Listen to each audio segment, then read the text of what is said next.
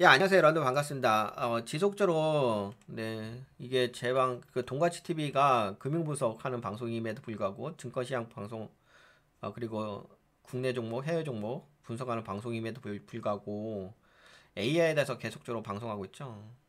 AI는 당연히 알아야죠. 뭐, 투자하실 때 당연히 AI가 필요하신 거니까. 지금 1강, 2강, 3강, 9화까지 진행을 했습니다. 근데 이제 약간 다 찔러봤죠. 여러분들과 뭐 트랜스포머 쪽도 좀 찔러보고, 그 다음에 약간 시스템 프로세스 쪽도 살펴보고. 근데 이제 저는 뭐 아시다시피 그 AI 쪽은 저는 에이전트는 별로 좋아하지 않습니다. 그 에이전트 배울 시간, 뭐 에이전트는 뭐 알아서 각자 보시면 되고, 뭐 에이전트 쓰는 게 어려운 건 아니까.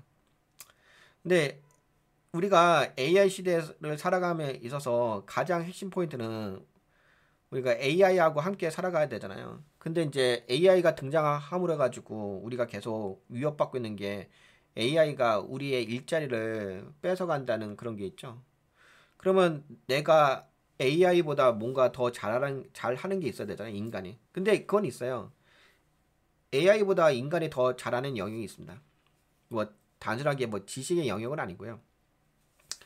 아무래도 AI가 생각을 하는 거잖아요. 똑같이 이제 생각하는 범위의 영역은 있습니다. 근데 이제 그 중에서도 뭐, 저번 시간에 좀 어려웠나요? 이거?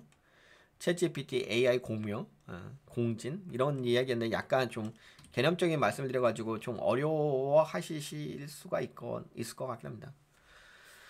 그래서 이번 시간에는 약간 여러분들이 좀, 요거는 많이 신청하더라고요. 프롬프트 쪽에 대해서는 좀 관심이 있어요 하시는 것 같아서 약간 프롬프트 쪽으로 좀 강의를 지금 진행하도록 하겠습니다. 오늘은 근데 이제 저번 시간에 RTSC에 대한 강의를 좀 했죠. 이거는 이제 RTSC가 여러분들 그 뭐 저번에도 말씀드렸다시피 프롬프트가 되게 그 깊어요. 이게 그냥 RTSC만 인 게 아니라 아시죠? 뭐 엄청나게 맞습니다. 공부할 게. 근데 이제 그래도 기본 중에 기본이니까. 근데 기본도 쉽지는 않아요. 뭐 일반 사용자, 단순 사용자분들께서, 일반 사용자분들께서 그 프롬프트를 작성하는 게 좀 만만치는 않으시긴 할 겁니다. 그래서 다시 한번 더 심화 학습 관점에서 좀 이야기해 보도록 해요. 뭐 저번 시간에 이야기했던 게 RTSC라고 가지고 롤, 타스크, 스트럭, 그 다음에 커맨드 이렇게 좀 이야기했었죠. 그래서 뭐 이 RTSS의 가장 중요한 것은 이거죠. 이건 진짜 중요하긴 해요. 이건 여러분들이 뭐 나중에 AI에 대해서 좀 익숙해지고 좀 전문가 수준으로 능력이 올라오신다 하더라도 이거는 기본입니다. RTSC에서 R하고 롤 역할하고 이 타스크 이 부분은 되게 가장 기본이에요. 근데 그건 있죠. 여러분들이 뭐 AI를 계속 사용하시다 보면은 이제 나를 기억을 해주거든요. 다는 아니지만 일부는. 그러면 이제 굳이 나중에는 뭐 역할이라든지 뭐 이런 거는 굳이 여러분들이 고민할 필요는 없어요. 근데 이제 처음 사용할 때는 고민을 하셔야죠. 그래서 여하튼 간에 뭐 R과 타스크 요 부분이 가장 중요하고 근데 이번 시간에 좀 이야기할 것은 제가 좀 시간을 너무 촉박하게 잡아서 그런지 몰라도 좀 아쉬웠던 부분이 RTS 영역이거든요. 근데 S에는 네, 스트럭도 있고 시츄에이션도 있어요. 이런 것에 대해서 약간 좀 더 심화 학습을 좀 진행해 볼게요. 그리고 C에는 RTSC잖아요. C에는 커맨드도 있고 컨디션, 컨스트레인도 있고 그다음에 체인도 있어요. 세 가지가 있죠. 근데 이거는 뭐 애우실 영역은 아닌데 근데 그렇잖아요. 우리 공부할 때 이걸 애우려고 공부하는 건 아니잖아. 그냥 다만 여러분들이 뭐 이렇게 프롬프트를 작성할 적에 이런 틀이 있다는 것을 참고로 하시게 되면 유용하게 사용할 수 있으니까 뭐 그런 관점이죠. 네, 그래서 이번 시간에는 네, 스트럭과 시츄에이션 요게 있으니까 요거에 대해서 좀 공부를 해볼게요. 기회가 된다고 한다면은 더 깊게 좀 진행을 하고요.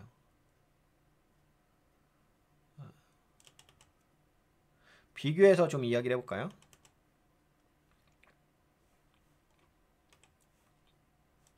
잠깐만요. 네, 스럭. 뭐 스럭은 저번에도 한번 말씀드리긴 했는데, 네, 스럭은 구조, GPT에게 어떻게 말해줄지의 형식을 미리 정하는 거다. 뭐 헤드라인, 수치 요약, 내철학에 맞는 해석, 제목을 먼저 말하고 숫자 정리해주고 마지막에는 내 스타일로 해석해줘. 약간 구조화된 부분을 요구를 하는 거죠. 뭐 요약, 뭐 예를 들어서 이런 거.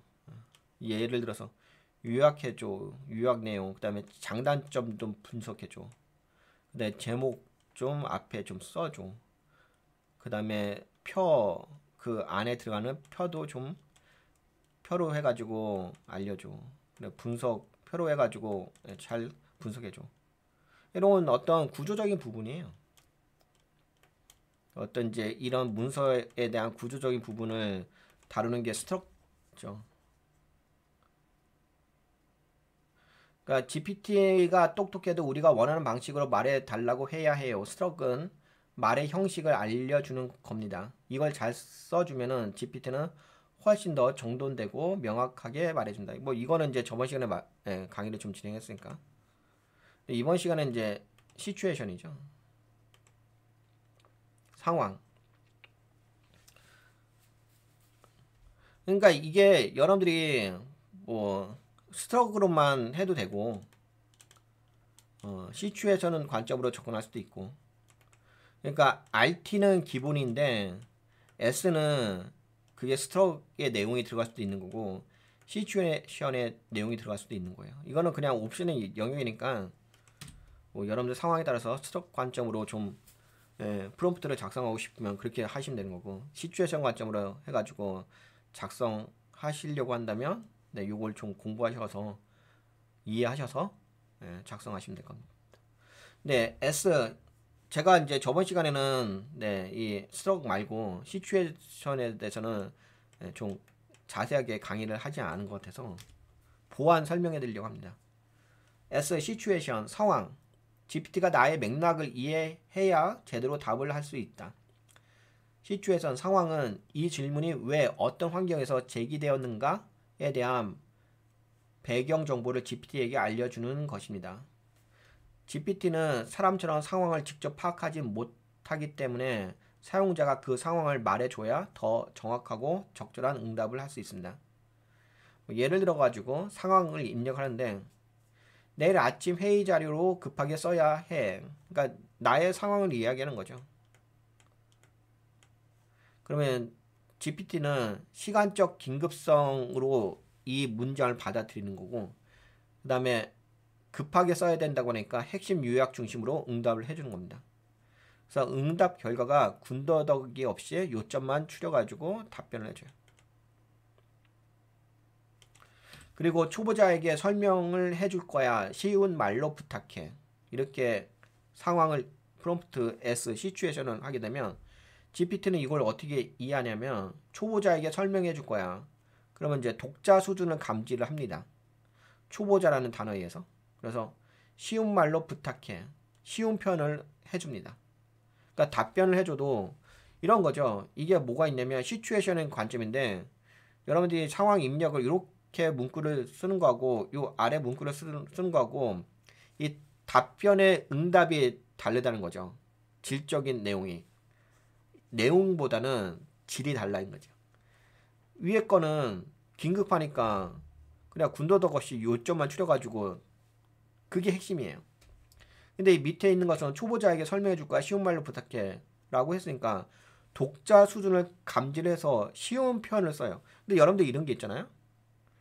이 위에서는 그냥 목적이 시간의 긴급성이었잖아요. 빨리 급하게 써달라고 했으니까. 그럼 급하게만 써줘요.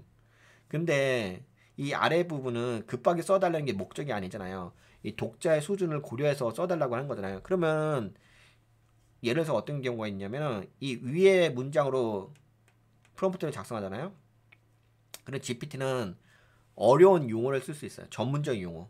왜 전문적인 용어를 쓸 수밖에 없냐면은 짧은 시간에 답변을 해줘야 되잖아요. 뭐 요약해줘 이렇게 하잖아요. 그러면 함축적인 단어를 쓸 수가 밖에 없잖아요. 그러면 예를 들어서 한국에서 함축적인 단어라고 한다면 어떤 게 함축적인 단어예요?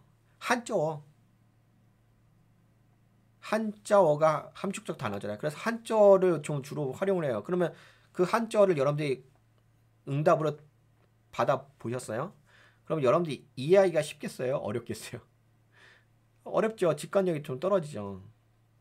그런데 이제 여기 아래 보시게 되면 초보자에게 설명해 줄 거야. 쉬운 말로 부탁해. 이렇게 하게 되면은 한자어를 가능하다 많습니다. 그럼 뭘 써요? 그냥 우리가 자연어 풀어서 써줘요. 이해할 수 있게끔. 그러면 이렇게 응답을 받게 되면 오히려 여러분들이 이해하기가 너무 쉬워져요. 그리고 빨리 문장은 약간 길어질 수 있다 하더라도 뭐 그렇게 길어지지 않습니다. 관점만 좀 달라지는 것 뿐인 거죠. 왜냐면 그 GPT 같은 경우는 이 문장을 길게 안 씁니다. 그 예를 들어서 문장을 길게 쓸 때도 있어요. 쓸 때도 있는데 가능하다면 문장을 길게 쓰진 않아요. A4 용지로만 씁니다. 요 정도로만. 왜냐면 이게 가장 그 GPT 입장에서는 최적화해서 설명할 수 있는 그 프레임이에요. 형식이에요. 만약에요, 이 프레임이 논문처럼 길어지잖아요. 그러면 그 맥락이 논리가 잘 구성되어지지 않을 수가 있어요. 근데 여러분들 이제 그런 거 보시죠. 뭐 어떤 거 있냐면 뭐 에이전트 있어가지고 뭐 제미나이 뭐 에이전트 뭐 논문 수준으로 막 써줘. 근데 그 내용이 길기만 하지 여러분들이 쓸 수 있는 내용이 그렇게까지 안에 내용의 그 집적도가 크지는 않을 수 있어요. 왜냐면 길면 길어질수록 이 문맥의 논리가 흐트러질 수가 있거든요. 그래서 가능하다면 A4 용지 범위 내에서 이 답변을 하는 게 가장 좀 최적화되어 있다고 볼 수가 있어요. 예, 그렇게 할 수가 있죠. 근데 그거를 어떻게 한다? 문장은 길어지지는 않은데 다만 그 설명할 적에 좀 쉬운 표현을 쓴다는 거죠. 그래서 여기 보시면 전문 용어 없이 부드럽고 이해하기 쉬운. 그래서 쉽게 써줘요. 근데 여러분들 이게 예를 들어서 뭐 요약해줘 라고 해도 일정한 범위가 있어요. 이 A4 용지의 범위가 있어. 이 정도 범위는 무조건 거의 대부분 나와요. 물론 이제 요 정도 수준으로 한 A4 용지 반장 정도 수준으로 답변할 때도 있긴 있는데 그래서 그렇다는 거 말씀드리고 그 다음에 나는 지금 해외 출장 중이야. 핵심만 알려줘. 근데 여도 이렇게 하잖아. 핵심만 알려줬잖아. 그러면 핵심만 알려달라고 하면은 얘가 짧게 이 답변을 해주는 게 아니에요. GPT는 기본적인 프레임이 있어요. 형식이 아까 그 스트럭처 있잖아요. 그런 형식이 있기 때문에 아무리 뭐 해외 출장 중이야 핵심만 이야기해줘 해도 뭐 한 줄로 떠들어지는 되지는 않습니다. 아 물론 그럴 때도 있죠. 뭐 한 줄로 해줘 그러면 한 줄로 답변해 줄 수도 있는데 통상적으로는 그걸 핵심으로 보진 않은 거죠. 그래서 이동 중임을 고려해 응답을 짧고 명료하게 구성한다. 그리고 데이터 과잉 없이 요약된 핵심 정보만 제공한다. 그래서 이 지금 여러분들과 이야기하는 것은 여기 시츄에이션 있잖아요. 뭐 시츄에이션은 사람마다 좀 달라질 수 있죠. 이렇게 세 가지가 있을 수가 있는데 요 세 가지의 영역이 뭐 여러분들 상황을 설명을 해주시면은 그 설명하신 내용 그대로 이 GPT가 번역을 합니다. 자기 스스로가 어떻게 응답을 할 것인지에 대한 방향성, 현재 상황을 인식을 해요. 그러면 그 인식한 거에 의해서 답변 내용이 여러분들한테 응답을 해줘요. 근데 이게 저기 있는 거죠. 질에 달라지는 거, 질. 그러니까 이 질이라는 게 무슨 얘기냐면 응답의 품질이 달라지는 거죠. 급하다고 했으면 급하게 답변해 준다니까. 근데 그게 아니라 나는 급한 게 중요한 게 아니라 더 심층적인 이야기가 더 중요할 수도 있잖아요. 초점이 그렇게 될 수 있잖아요. 그러면 거기에 맞는 상황을 여러분들이 GPT에게 설명을 해줘야 되는 거죠. 제가 늘상 이야기하지만 이게 언어잖아요. 언어이기 때문에 아달러가 어달러잖아요. 같은 그 문장 길이가 나온다고 해가지고 아니면 내가 보는 것보다 더 문장 길이가 긴다고 해가지고 문장 길이가 길고 짧고가 중요한 게 아니잖아. 그게 뭐가 중요해? 그게 아니라 안에 있는 그 응답의 그 내용의 그 질적인 차이가 있는 건데요. 이거는 약간 번외적인 이야기긴 한데 약간 이런 이야기도 할까요? 그냥 뭐 이걸 통해서 좀 이야기할게요. 그 여러분들 그게 있더라고요. 뭐가 있냐면은 이게 그러니까 AI를 좀 공부를 하시는 게 전문적으로 공부를 안 하시잖아요. 일반 사용자분들은. 그러다 보니까는 그냥 어떻게 생각하시냐면 AI를 내가 쓰게 되면은 무조건 좋은 정보를 얻을 수 있다고 생각을 하세요. 무조건적으로. 근데 그건 아닌 건 아시죠? 여러분들 써보니까 나는 썼는데 이게 응답 수준이 좀 내가 좀 받아들이기가 어려운 수준이라든지 좀 낮은 수준을 답변할 수도 있고 때로는 좋은 응답을 받을 수도 있고 이렇게 되잖아요. 그 얘기는 내가 얼마만큼 AI, GPT에 대해서 알고 있는 거의 차이인 거죠. 예를 들어서 이런 거예요. 여러분들이 이제 처음에 컴퓨터를 이제 사용하기 시작했어요. 근데 컴퓨터 사용하려면 어떤 것부터 하죠? 키보드 타자 연습하지 않나요?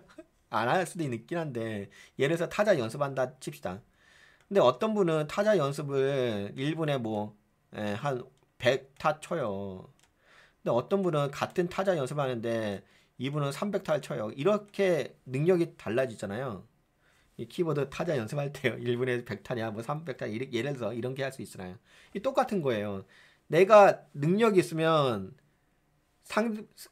응답에 대한 질이 300점의 품질을 받을 수가 있어요.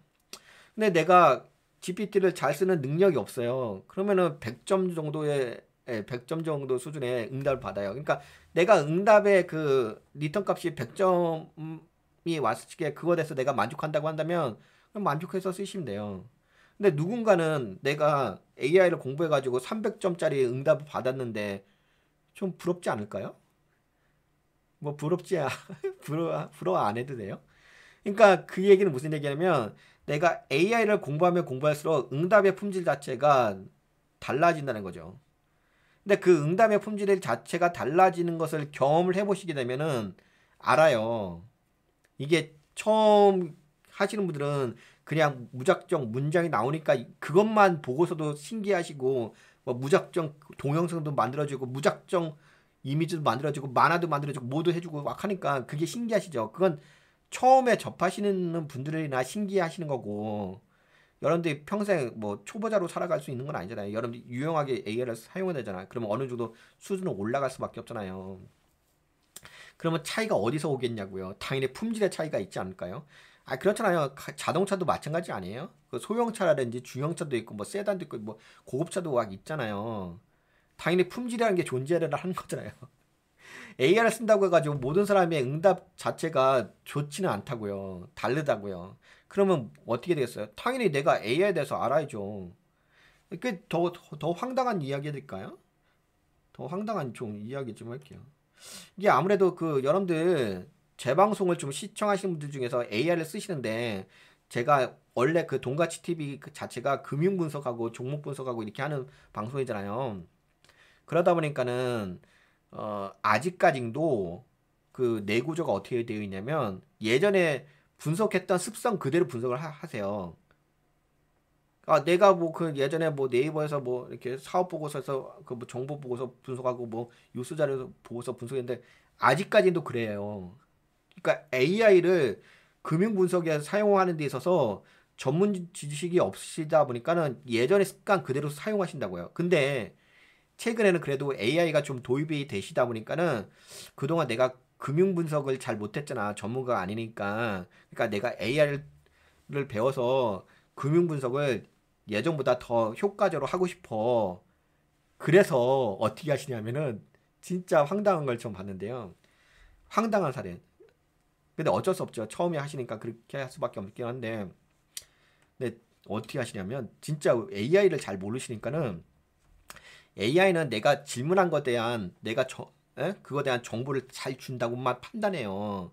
그러니까 개념이 이렇게 공부를 안 하시다니까 개념이 좀 없을 거 아니에요. 이렇게 하세요. 저 황당한 걸 봤는데 근데 서로들 모여서 그렇게 하더라고요. 근데 제가 제 방송을 통해서 좀 황당한 상황을 얘기해 줄게요. 진짜 황당한 상황인데 이 말도 안 되는 상황인데요. 그냥 여기다가 AI 있잖아요.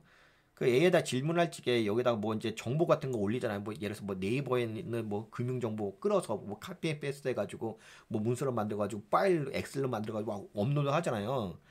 여기다 막 업로드를 해요. 그리고 뭐 다른 것도 막 자료 업로드하고 그래가지고 그거 대해서 분석해달라고 명령을 해요. 그러면 그거 대해서 분석 결과가 나오잖아요. 왜냐하면 당연히 나오죠.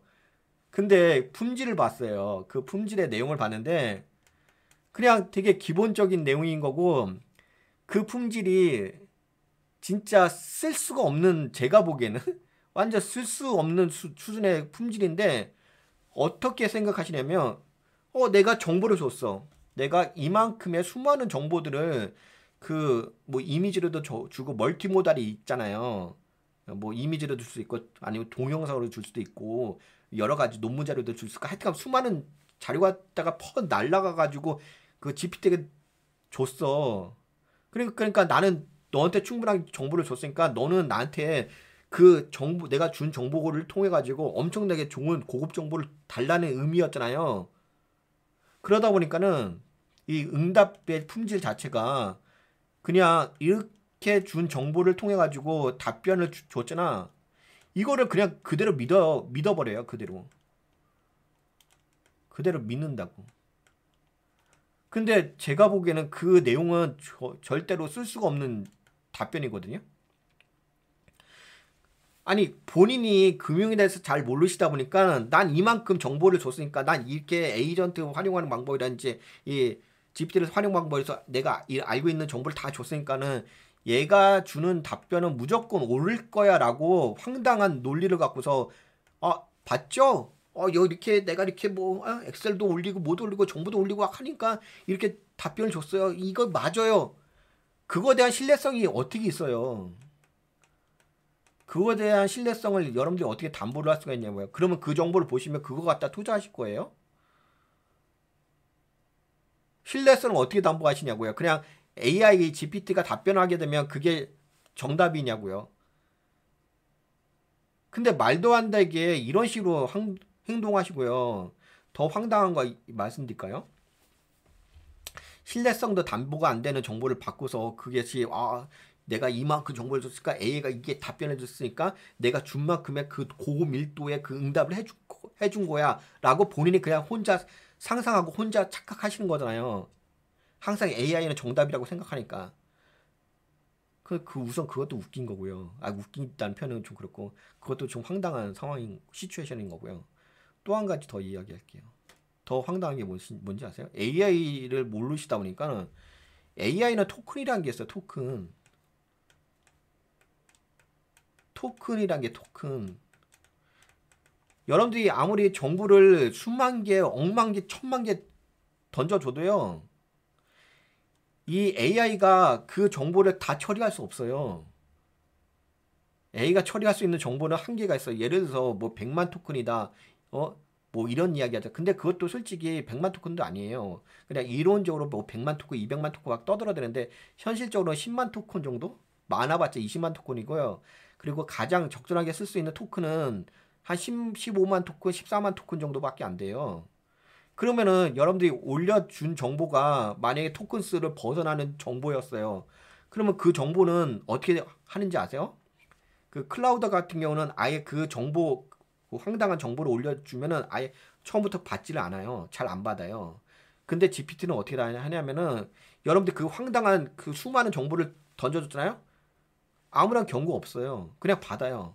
받는데 그 이 GPT가 해석할 수 있는 그 토큰의 수가 한정돼 있잖아요. 그 범위가 벗어났을 거 아니야. 예를 들어서 GPT가 처리할 수 있는 토큰의 수가 30만 토큰이라 합시다. 30만 토큰. 근데 여러분들이 막 여기다가 뭐 파일도 업로드 막 했잖아. 뭐 엑셀도 올려두고. 근데 그 토큰 자체가 그래서 100만 토큰이야. 어? 그러면 70만 토큰이 오버가 된 거잖아요.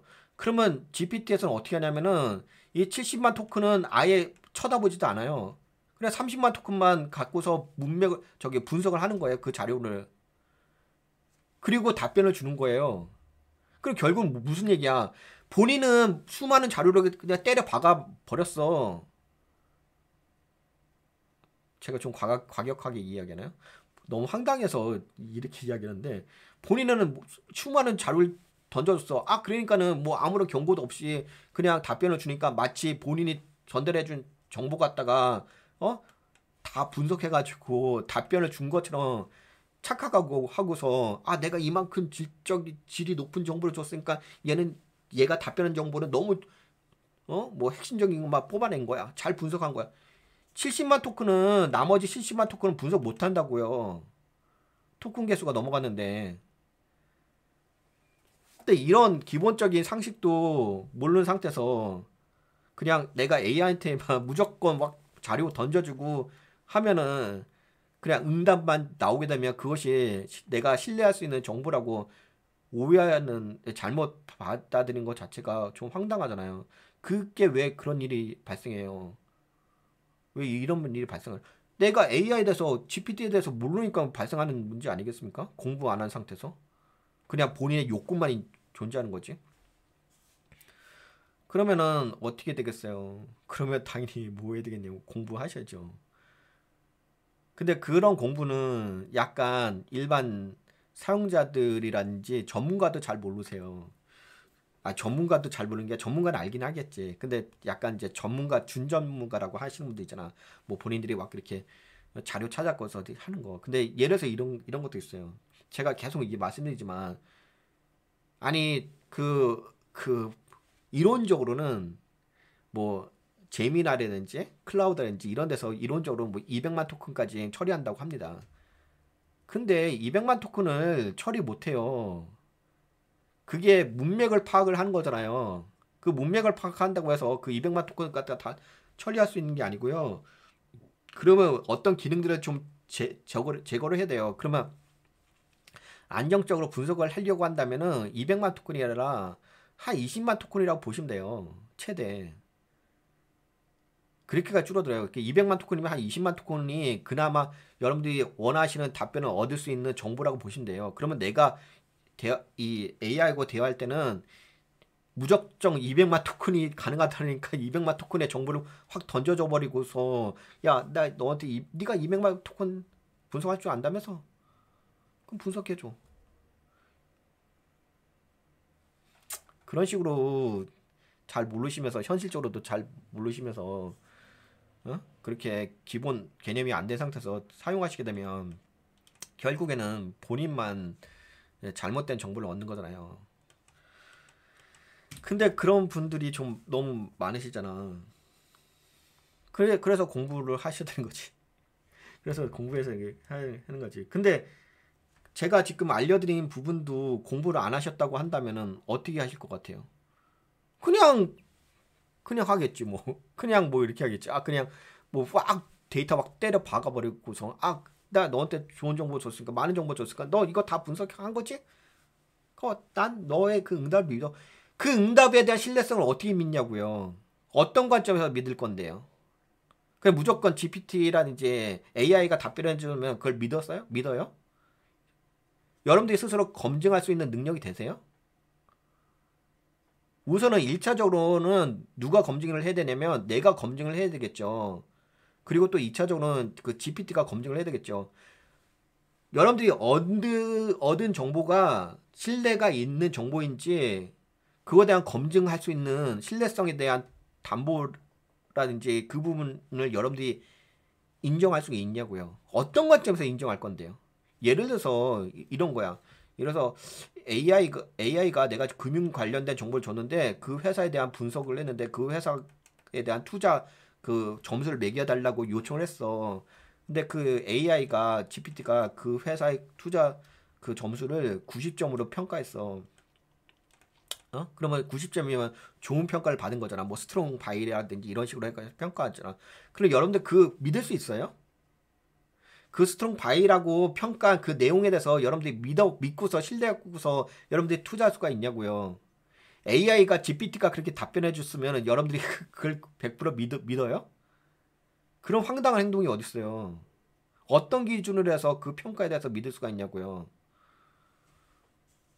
근데 너무 AI를 내가 믿으려고 한다면은 걔가 그 응답을 어떤 식으로 어떤 방식이라 어떤 관점에서 뽑아내는지 그리고 얘가 어떻게 생각하고 있고 얘가 아는 지식이 무엇인지 그걸 다 파악한 다음에 그 다음에 이 친구가 나에게 이야기하는 정보가 믿을 수 있는지를 알 수가 있는 거잖아요. 근데 그것도 교차 검증을 다 해야 되는 거잖아요.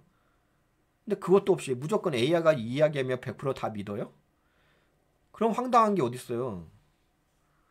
그런 검증 절차라든지 내가 그런 백그라운드 지식이 있어요? 그럼 무조건 AI 이야기하면 다 100% 맞아요? 황당하죠, 너무.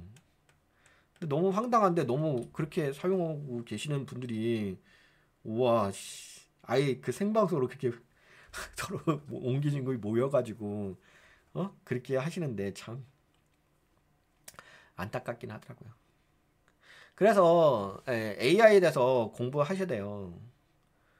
그냥 그렇게 이용해 먹으려고 하지 마시고 이용하시는 건 상관없는데 그게 그 AI가 그런 영역은 아니에요. 그냥 여러분들이 그렇게 마음대로 이용해 먹을 영역은 아니에요. 내가 이용해 먹으려고 한다면 그만큼 내가 주는 것도 있어야 되는 거예요. AI한테. 내가 주는 것도 있어야 되는 거고 내가 AI에 대해서 공부하는 것도 있어야 되는 거예요. 그냥 나는 노력도 없는데 근데 그렇게 생각하는 거지. 내가 노력한 것은 내가 너한테 많은 정보를 줬잖아. 그게 노력이라 생각하는 거지. 내가 이만큼 많은 정보를 줬으니까 너는 무조건 좋은 정보 응답을 해줘야 돼. 이런 게 어딨어. 근데 그렇게 대부분 생각하시더라고요. 그래서 공부하셔야 돼 A에 대해서. 그 다음에 시츄에이션은 상황이라고 이야기했잖아요. 시츄에이션은 프롬프트에서 맥락과 환경을 말해주는 도구입니다. GPT는 나의 상황을 모르잖아요. 그렇기 때문에 사용자가 직접 알려줘야 합니다. 그래야지 응답 품질이 높아집니다. 네, 프롬프트 구조에 간단히 상황을 덧붙이는 것만으로도 훨씬 만족도 높은 답변을 받을 수 있습니다. 중요해요 이거. 근데 제가 여러분들이 알려드린 거 다 중요하긴 하죠. 그래서 이런 거 상황 같은 거 근데 이건 있는 것 같아요. 뭐가 있냐면은 여러분들이 이렇게 상황을 입력하셨잖아요. 너무 형식에 구애받지는 마시고요. 물론 이제 나중에 여러분들이 전문적으로 쓰시게 되면 형식의 구애를 받을 수도 있어요. 그러니까 여러분들 그게 있어요. 뭐가 있냐면 여러분들 이제 이런 게 있다. 뭐가 있냐면 여러분들 그거 있잖아요. 뭐 GPT 이렇게 들어가 보시면 여기 설정이잖아. 설정에 뭐 이렇게 나는 뭐예요. 어떤 걸 요구합니다. 이렇게 하잖아. 그래가지고 여기다가 설정에다가 엄청나게 많은 걸 써놔요. 나를 기억해 달라고. 나를 기억해 주세요. GPT가 내가 반복적으로 이런 문구를 쓰지 않게끔 나를 기억해 주세요. 라는 관점에서 그 설정에 들어가 보시면 이게 뭐 너는 뭐 금융 어시스턴트야 뭐 그리고 나의 상황은 뭐야 이런 거 막 여다가 해놓잖아요. 오히려 초보자분들은 이걸 할 수는 있어요. 처음에 처음에 이렇게 하시는 분들은 GPT를 사용하시는 분들은 이렇게 할 수 있는데 이렇게 하시게 되면 뭐가 나중에 문제가 되냐면은 유연성이 떨어져요. 유연성이 떨어진다. 왜냐면 내가 응답을 얻는 그 정보가 반드시 그 AI가 금융 어시스턴트 관점으로 해석을 하는 상황이 아닐 수도 있잖아요.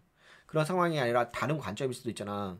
그러면 여러분들이 맨날 거기 고정된 프롬프트 있잖아. 고정된 그 프롬프트에 가가지고 설정에 가가지고 그거 정보 계속 바꿔줘야 되잖아. 근데 만약에 여러분들이 바꿔주지 않았어. 거기에 그 고정된 설정에 이렇게 메모를 할 거 아니에요. 만약에 바꿔주지 않았어. 바꿔주지 않았는데 나는 그 관점으로 질문한 게 아니야. 내가 상황이 바뀌어가지고 다른 관점으로 질문했어. 근데 이미 여기는 고정 픽스가 돼버렸어. 그러면 답변이 어떻게 나올 것 같아요? 답변에 설정한 그 설정 메모리에다가 설정한 내용을 기준으로 해가지고 답변이 나온다고요. 여러분들이 아무리 뭐 여기서 시급해요, 뭐 당신은 뭐 어떤 뭐 선생님이에요, 당신은 뭐 초등학교 선생님이야, 뭐 당신은 유치원 뭐 누구예요, 그리고 당신은 뭐 소방서 뭐 전문가야, 뭐 당신은 금융 분석가, 아무리 이야기해봤자 이미 여러분들이 설정을 해버렸기 때문에 그렇게 먹혀들지가 않아요, 답변이. 오히려 여러분들 설정한 정보에 의해서 내가 내 스스로의 발목을 잡아서 스스로가 넘어지는 꼴이 될 수가 있어요. 유연성이 떨어지기 때문에. 근데 이제 일반 유튜브 영상 보시게 되면은 여러분들 아시다시피 막 설정을 해놓죠.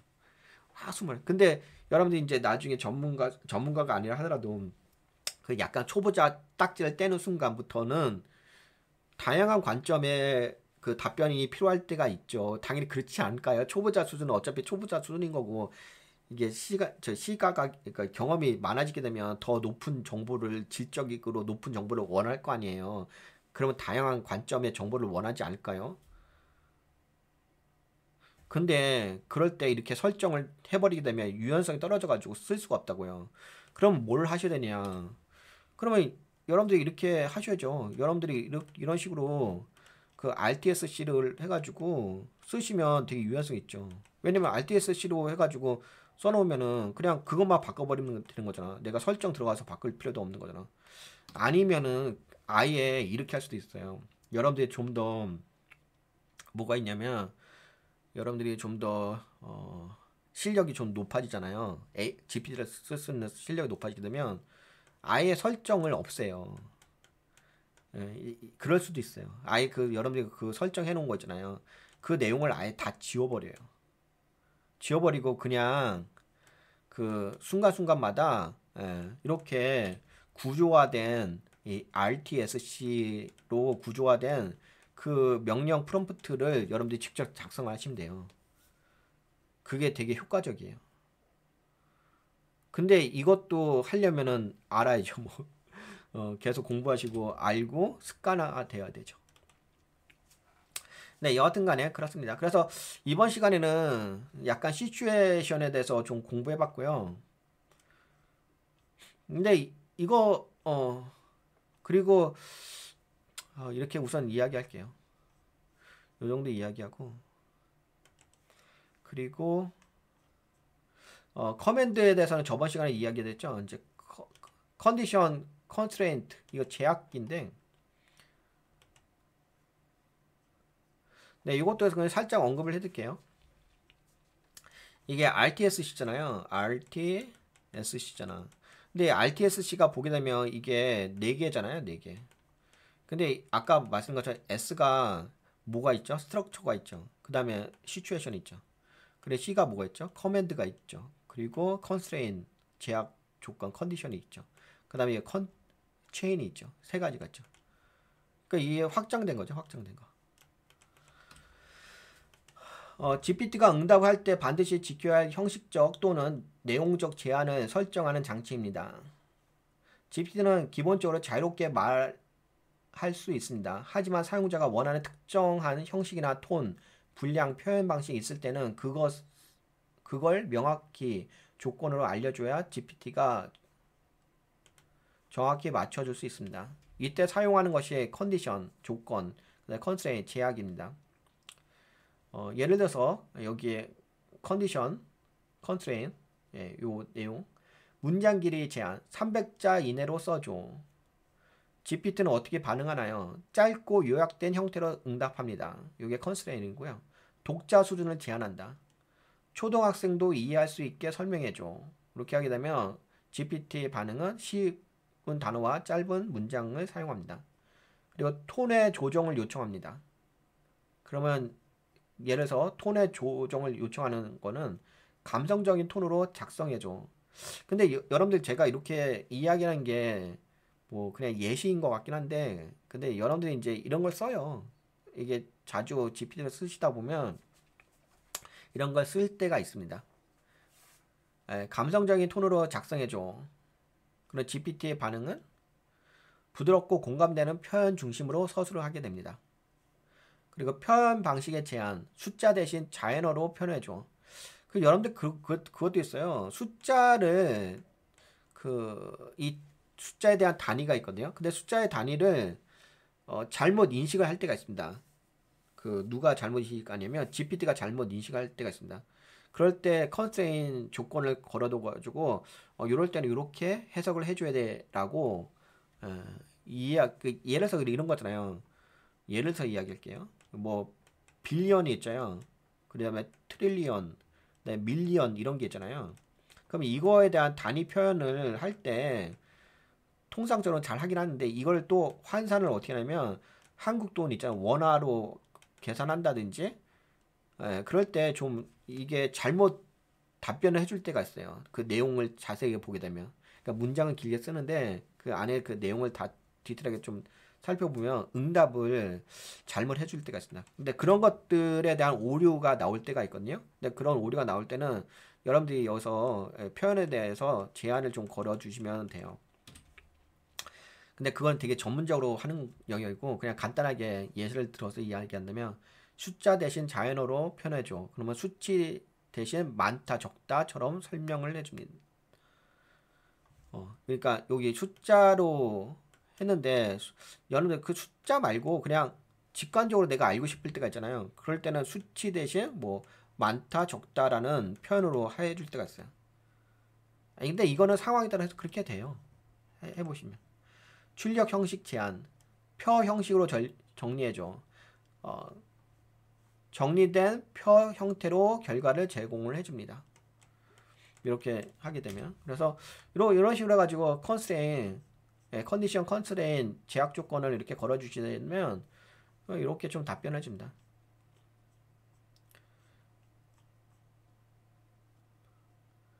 근데 여러분들 그게 있다? 이게 뭐가 있냐면 이렇게 RTSC 있잖아요. RTSC로 이런 식의 그 구조화를 시켜버리잖아요. 그러면은 아까 말씀드린 것처럼 그 GPT 설정가 하셔갖고서 그렇게 하시면 좀 뒤에 불편하거든요. 유연성이 떨어지고. 근데 여러분들이 이렇게 RTSC 하나 이렇게 만들어 놓으시고 요거 버전을 여러 가지를 만들 수 있어요. 여러 가지 만들어 놓고서 그 다음에 그때그때 상황에 따라서 뭐 RTSC 1, RTSC 2 버전, RTSC 3 버전 이렇게 사용할 수 있거든요. 그러면 그때 그 RTSC를 갖다 쓰면 돼요. 그러니까 미리미리 여러분들이 프롬프트에 대한 형식을 정해 놓으시고 그렇지 않나요, 여러분들? 여러분들 그 프로젝트 진행할 때 뭐 GPT 프로젝트 진행할 적에 거기다 뭐 기본적으로 그 첨부 파일을 올리잖아요. 지침서 같은 거 올리잖아요. 그 지침서가 뭐냐면 이런 프롬프트잖아요. 근데 그 지침서 올릴 적에 하나의 그 프롬프트만 존재하지는 않잖아요. 상황에 따라서 그 프롬프트 내용이 다 달라질 수 있거든요. 그러면 프롬프트 1은 어떤 프롬프트 1은 어떤 관점에서의 프롬프트인지 그리고 프롬프트 2는 또 어떤 관점에서 프롬프트 만들어 놓는지 이렇게 미리 만들어 놓으시게 되면 그냥 이 프롬프트만 첨부 파일로 올려 놓잖아요. 그러면 되게 유용하게 쓸 수 있어요. 어, 컨디션 컨스트레인 너무 길어서 회의에 못 써요. 문제 상황이 그러면 이제 컨디션이 해결해 준다. 200자 이내로 제한해 주기. 만약에 이렇게 문제 상황을 이야기한다면 전문 용어가 많아서 이해가 안 돼요 라고 한다면 초등학생도 이해할 수 있게 해결해 주고 컨디션이 그러니까 아니 죄송합니다. 문제 상황이 이렇게 발생하게 되면 문제 상황이 이렇게 발생하게 되면은 컨디션에다가 200자 이내로 제한 주기 이렇게 하시면 된다는 거죠. 그리고 전문 용어가 많아서 이해가 안 될 때는 문제 상황이 이렇게 발생했어요. 그러면 초등학생도 이해할 수 있게 써줘라고 한다면은 컨디션에다가 그리고 문제 상황 말투가 너무 딱딱해요 한다면은 딱딱하다고 한다면 감성 톤 또는 친근한 말투. 근데 저 같은 경우는 워낙 그 좀 다양하게 써보다 보니까는 여기 있는 예시가 공감이 되는 부분이 있거든요. 근데 처음 사용하시는 분들은 공감이 안 될 수도 있어요. 왜냐면 이런 상황이 놓여져 있지 않은 예시일 수도 있으니까. 문제 상황일 수도 있을까. 조금 좀 더 보기 쉽게 정리됐으면 그렇게 이제 상황이 있을 수 있잖아요. 그런 상황이 여러분한테 올 수도 있잖아요. 그러면 컨디션에다가 표로 정리해줘 또는 리스트로 보여줘. 이렇게 써주시면 돼요.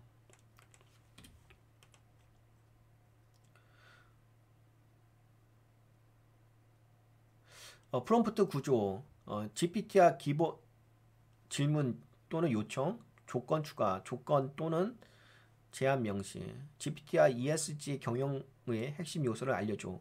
단 300자 이내로 간단히 요약해줘. 근데 저는 이런 걸 좀 많이 쓰거든요. 근데 저 같은 경우는 아무래도 분석을 좀 많이 하는 사람이다 보니까 금융 분석 많이 하니까 이런 제약 조건이라든지 이런 걸 좀 많이 써요. 그러니까 이런 걸 좀 많이 쓰긴 씁니다. 저는 되게 유용하게 씁니다. 근데 이제 초보자분들은 처음 하시는 분들은 이게 왜 나한테 필요할까 이렇게 생각할 수도 있긴 할 거예요. 근데 하시다 보면 쓰게 돼요. 그 다음에 컨디션 컨스트레인 그게 있어요. 하시다 보면은 되게 디테일하게 이런 것들 쓰게 됩니다. 되긴 돼요. 해보시면 알아요. 근데 이게 그냥 이게 경험이 없으시면 공감이 다 안 되시긴 하겠지. 컨디션 컨스트레인이란 GPT가 응답 시에 지켜야 할 제약 조건.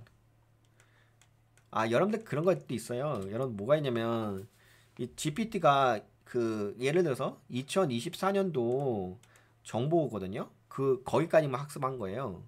2025년도 정보가 아니에요. 그러면 이제 그때 할루레이션이라고 해가지고 뭐 잘못된 정보가 답변이 나올 수도 있거든요. 근데 그거는 잘못된 정보는 아니고요. 그거는 이제 여러분들이 이렇게 좀 필터링을 해줄 수 있는 제약 조건을 걸어주시면 돼요. 물론 잘못된 정보긴 한데 그건 이제 계속적으로 그렇게 답변할 때 있는데요. GPT가 그때는 이런 거 제약 조건을 걸어 놓으셔서 그 부분을 해결할 수 있어요. 어떻게 쓰냐 이런 식으로 말해줘. 또는 이런 건 하지 마. 이런 식으로 예를 들어서 이야기하는 거예요. 왜 필요할까? 목적, 대상, 형식에 맞는 응답을 그러니까 이런 게 있죠. 이게 나중에 여러분들 이게 응답의 품질이 좀 달라지는 영역이 뭐가 있냐면 내가 GPT를 많이 알면 할수록 답변의 내용을 정교하게 받을 때가 있어요. 받고 싶을 때가 있어요. 그래 처음 쓰실 때는 그냥 응답만 해줘도 감사하고 뭐 신기하고 그러시는데 그건 처음 소이고 계속 하시다 보면은 되게 디테일하게 정보를 받고 싶을 때가 있어요. 근데 그럴 때 이제 쓰시는 거죠.